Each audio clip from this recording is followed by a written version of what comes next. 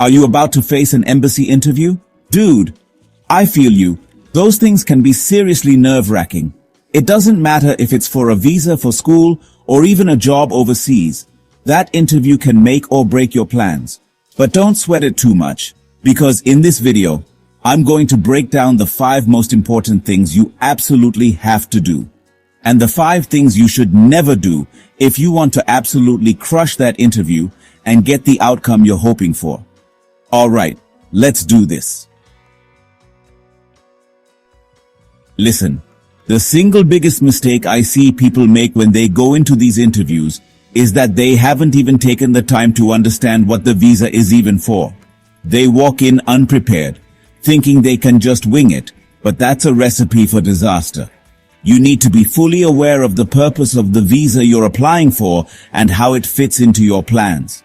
Seriously, you need to know exactly why you're applying for this specific visa and what it allows you to do in the country you want to go to. This means understanding the limitations and benefits of the visa and how it aligns with your goals. Whether it's for work, study, or travel, each visa has its own set of rules and you need to be familiar with them. And don't even think about just skimming the requirements. You need to know exactly what documents you need to bring and make sure they're organized and easy to find. This includes everything from your passport to financial statements, letters of acceptance, or job offers. Having everything in order shows that you're serious and responsible. The embassy needs to know exactly what you're planning to do, whether it's studying, working, or even just visiting family. Be ready to clearly explain your intentions and how you plan to support yourself while you're there. This is your chance to make a strong case for why you should be granted the visa. The more prepared you look, the better your chances of getting approved. Confidence and preparation go hand in hand. When you walk into that interview room, you want to exude confidence, and that comes from knowing you've done your homework. So take the time to research, prepare, and present yourself as the ideal candidate for the visa. Look, I get it. You want to be yourself and all that.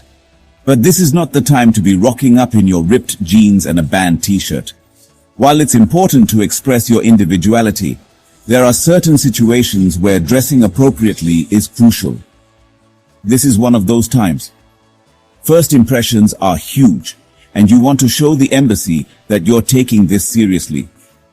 The way you present yourself can speak volumes before you even say a word.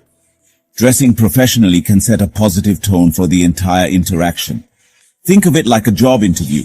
You'd wear a suit, or at least something business casual, right? The same principle applies here. Your attire should reflect your respect for the process and the people you are meeting. It's the same deal here. A suit and tie is always a safe bet for guys, and for women, a business suit or a nice dress will do the trick. The goal is to look polished and put together. You want to look put together and professional. It shows respect and that you understand the gravity of the situation. Your appearance can convey that you are serious, prepared, and respectful of the opportunity. Trust me, it makes a difference. Dressing appropriately can give you that extra edge and confidence, making a lasting impression that could positively influence the outcome of your meeting. I can't stress this enough. Tell the truth, the whole truth, and nothing but the truth. Look, embassies have seen it all, and they have ways of checking your story. If you get caught lying, even a little white lie, it could ruin your chances of getting your visa approved, and it could even get you banned from entering the country. No joke. When you're answering their questions, be direct, be concise, and don't try to hide anything. Honesty really is the best policy here. Chapter 4. Do stay calm and polite. I know, easier said than done, right? But seriously, even if you're freaking out inside, try to keep your cool. Take a deep breath, speak clearly, and be respectful to the embassy staff. Remember, they're just doing their job. If you come in hot-headed or arguing, it's going to raise red flags.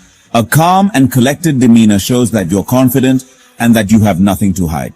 Plus, it'll make the whole experience a lot less stressful for everyone involved. Chapter 5. Do carry extra copies of documents. Dude, trust me on this one. Bring extra copies of everything. Your passport, visa application, financial statements, letters of invitation, anything and everything they might ask for, bring an extra copy. You never know when you might need a backup, and it's always better to be over-prepared than under-prepared. I've seen people get tripped up because they forgot a single document, and it cost them their visa. Don't let that be you. Get yourself a nice folder, organize everything neatly, and you'll be good to go. Chapter 6. Don't provide false information. Seriously, I know I already said this, but it's worth repeating. Don't even think about lying on your application or during your interview. Embassies have sophisticated systems for verifying information, and they will find out if you're not being truthful. And when they do, it's not going to be pretty. You could face serious consequences, including being banned from entering the country permanently. It's just not worth the risk. Be upfront, be honest, and let the chips fall where they may. This one's huge. Being on time shows respect for the embassy's time and for the entire process. Aim to arrive at least 15 to 20 minutes early to give yourself time to find parking, go through security, and get settled. Traffic happens, so factor that in too. You don't want to be that person who strolls in late, all flustered and stressed out. It just makes a bad impression. Set an alarm, plan your route, and get there early. It's always better to be waiting in the lobby than rushing in at the last minute. Keep your answers short, sweet, and to the point. The consular officer doesn't need to hear your life story. They're looking for specific information, so answer their questions directly and avoid going off on tangents. If they need more information, they'll ask. Remember, they have a lot of interviews to get through, so be respectful of their time and keep your answers concise. Look, I get it. It can be frustrating if the consular officer questions your answers. But whatever you do, don't argue with them. They're just doing their job, and getting defensive is only going to make things worse. If they ask you a question that you feel is unfair or irrelevant, stay calm and politely clarify your answer. Provide any additional documentation that might be helpful, but don't raise your voice or get into a debate. Remember, you're trying to convince them to approve your visa, not start a fight. This one seems obvious, but you'd be surprised how many people forget crucial documents. Before you leave for your interview, double-check and then triple-check that you have everything on the embassy's checklist. Make a copy of the checklist and use it as you gather your documents. That way, you can physically check off each item as you go. Missing documents can lead to delays or even outright rejection, so don't let a simple oversight ruin your chances. Be organized, be thorough, and make sure you have everything you need before you leave the house. There you have it, my top 5 do's and don'ts to help you absolutely crush that embassy interview. Remember, preparation is key. Do your research, gather your documents, and practice your answers. Make sure you understand the requirements and expectations of the interview. And when the big day comes, relax. Be yourself, your best self that is, and let your personality shine through. Confidence is crucial, but so is authenticity.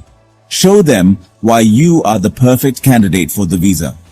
With a little effort and the right attitude, you'll be well on your way to getting that visa approved. If you found this video helpful, be sure to give it a thumbs up and subscribe to my channel for more tips and advice on all things money, real estate, and crushing it in life. Your support means a lot and helps me create more content to assist you in achieving your goals. Don't forget to leave a comment if you have any questions or need further advice. I love hearing from you and am here to help. Until next time, take care and keep striving for success. See you in the next video.